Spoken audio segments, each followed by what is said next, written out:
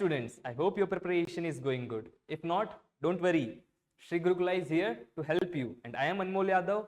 I will be your physics and mathematics mentor. I am an NEET graduate. So bring out your books. Let's make your preparation stress-free.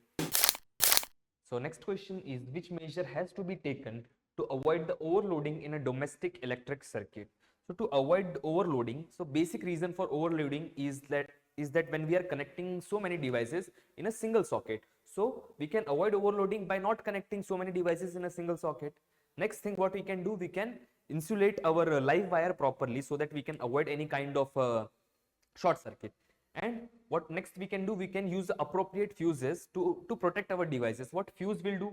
What fuse will do is like it is rated with the amount of current. So if current is exceeding that amount, then it will melt and it will break the circuits, and that's how it will protect our devices.